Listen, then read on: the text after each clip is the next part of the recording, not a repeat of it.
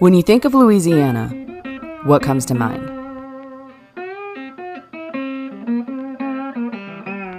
Is it Mardi Gras?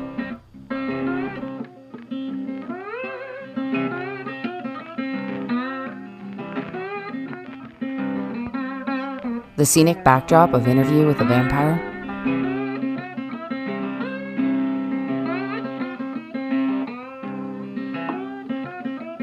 New Orleans? Maybe even voodoo? The state is steeped in history, most of it taking place in and around New Orleans, and it's no secret that Louisiana houses some of the most haunted locations in the entire country. From the Lawrie Mansion to the Myrtle Plantation, the dead walk the streets and demand to be heard, or so I'm told. This has been a crazy year.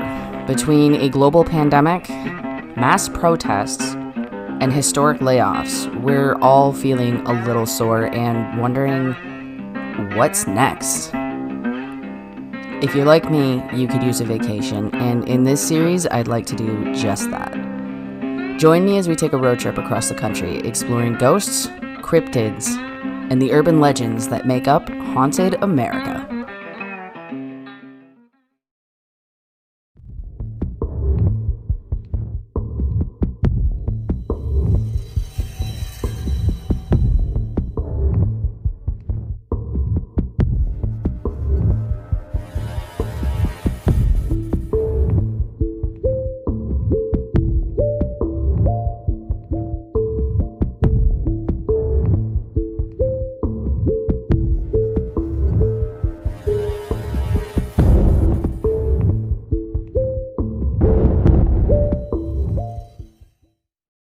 Legends down here, down the bayou, but probably the one that we get the most calls of people saying that they've seen would be the Rougarou. I got something stirring up my chickens over there. It looks like something like a big dog. It may be a Rougarou. I don't know. Creature. It's a tall, hairy creature. Pretty much Bigfoot in the swamp. Some people say it's like a werewolf or full of moss, almost like a swamp thing. It's like a swamp monster, something that's covered in grass and moss. An Indian shapeshifter.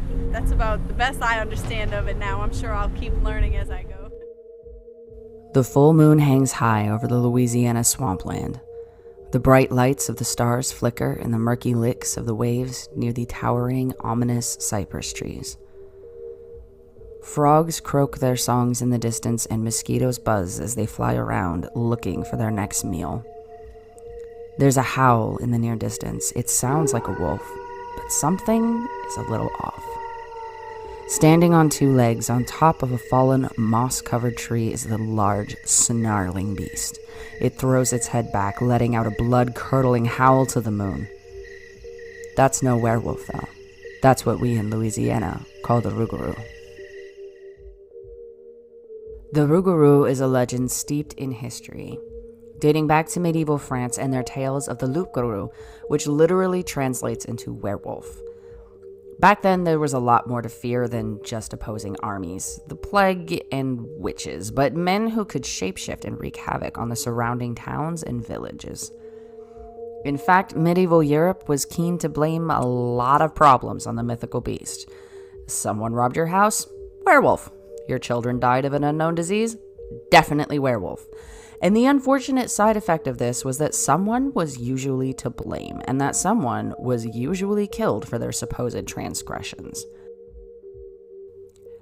As is the same with witches and anyone else in medieval Europe that was accused of a crime they may or may not have committed, let me walk you through the trial process for a second. A man or woman is dragged into the court. They are accused of being a werewolf, a loup-garou, a rougarou.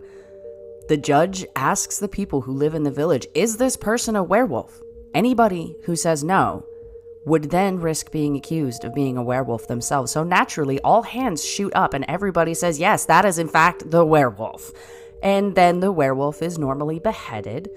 As was custom, it was commonplace to put the head of the werewolf on a pike and leave them in the center of the village as a warning to other would-be shapeshifters that their kind wasn't welcome. Werewolves have been a popular creature in the horror genre for centuries. But it's hard to remember that at one point in time, these were not mere fantasy, but in fact a dark reality that affected the day-to-day life of many, many people.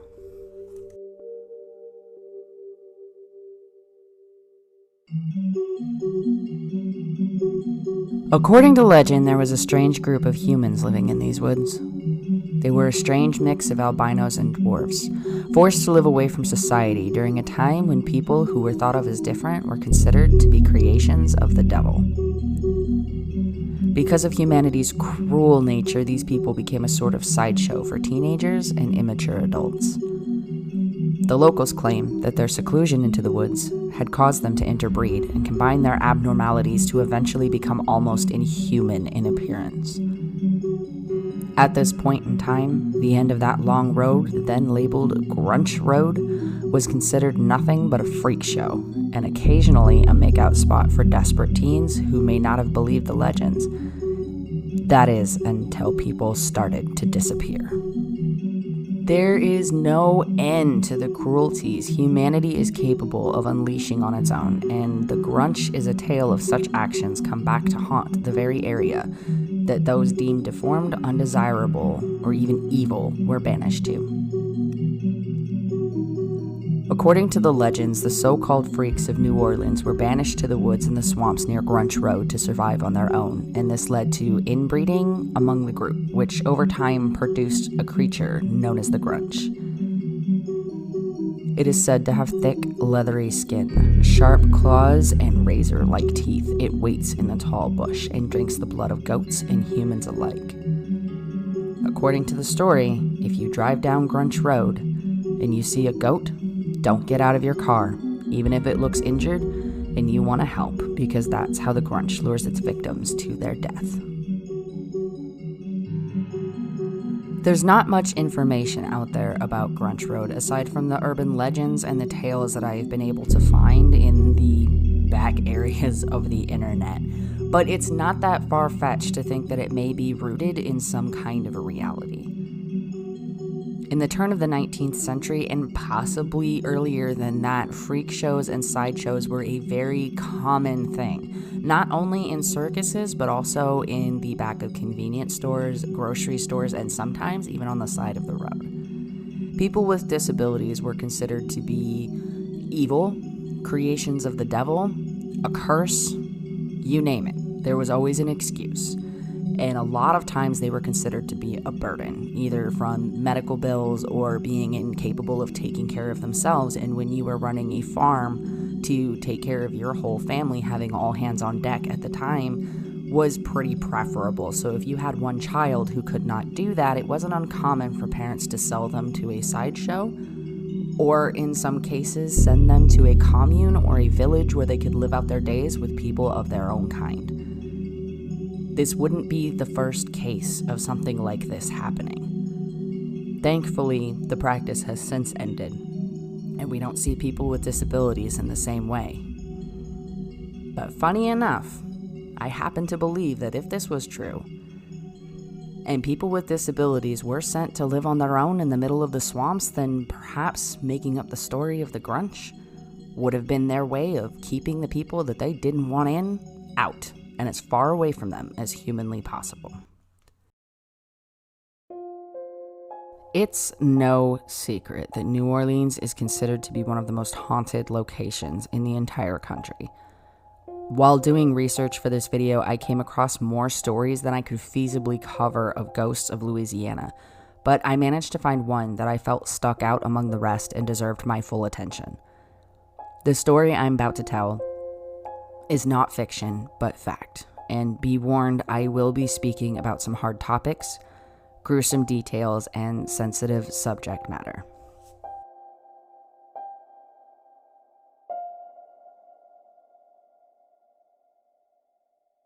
At 1140 Royal Street stands a grand mansion that is home to some of the most prolific hauntings that New Orleans has to offer. The accounts of poltergeist activity are numerous, and it's the reason that these ghosts are even there that caught my attention. The mansion was once owned by Madame Delphine Lawrie and her younger husband, and despite rumors that circulated amongst the townsfolk about the mistreatment of their slaves everything seemed relatively normal. The first account of something being not quite right at the mansion came around 1836 when neighbors witnessed a young girl, around the age of 8 years old, falling to her death from the roof of the mansion, with Madame Lawrie chasing after her with a whip. An investigation was held, and it was determined that the girl who had been brushing Madame Lawrie's hair had hit a snag, and this caused her to take up the whip as punishment. The girl ran to escape, which ultimately led to her being found guilty of illegal cruelty and forced to give up 9 of her slaves. They were later bought back, however, through an intermediary and returned to the mansion not long after being released. Things remained quiet, and talks of Madame Delphine starving or beating her slaves continued to be set aside as rumors until 1834, when a fire broke out in the kitchen. When the police arrived, they found her cook, a 70-year-old woman, chained to the stove by her ankle.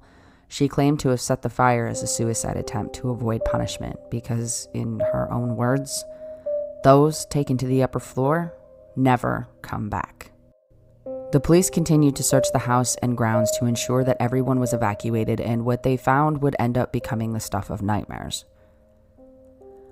According to stories, articles, and a few newspapers that are still available in archive today, bystanders who had responded to help were originally denied entrance into the slave quarters. Madame Lawrie argued that they had no business telling her how to run her home, and so they were forced to break down the door in order to gain access. Inside, they found what was reported as at least 7 slaves who had been horribly mutilated and claimed to have been imprisoned there for at least a few months. Now, the details are extremely varied about what exactly was done to these people. Some claim they were victims of horrible experiments. Others claim their limbs were broken and reset in strange angles to see how they would heal. I've even heard tales of dismemberment and skin grafting in the style of the human centipede, but I can't find a lot of evidence or information on most of those claims. What I can say is that it is well documented that they were chained by their feet or their necks in unnatural and painful positions. Chunks of skin had been cut out of their arms, back, and faces, while others were bound in restrictive positions and so emaciated that they could barely walk.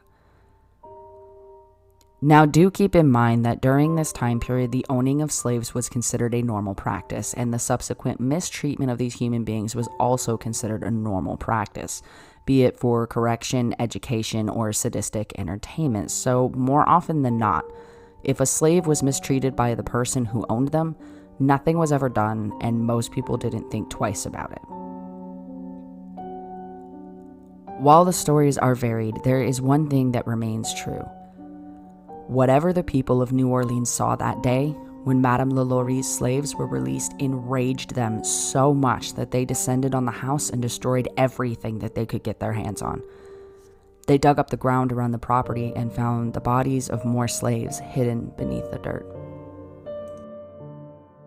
Rather than face punishment, Madame Lawrie and her husband fled to Paris, where they lived their life in exile, and that is where the documentation stops. To this day, the Lawrie Mansion sits as one of the most haunted locations in the city of New Orleans. People talk about seeing the young girl who has been named Leah standing on the building's roof. Apparitions in chains walk the halls, and even the cook who set the fire that ended Madame Lawrie's reign of terror can sometimes still be seen in the kitchen. The building is uninhabited as far as I can tell. I looked up records and found that there have been efforts to turn it into a bed and breakfast and even a bar at one point, but the owners at the time considered the building to be too haunted to do anything with it. I guess after all of the pain and suffering that happened behind those walls, the people who died there just want to live their afterlife in peace, and really, who are we to deny them that?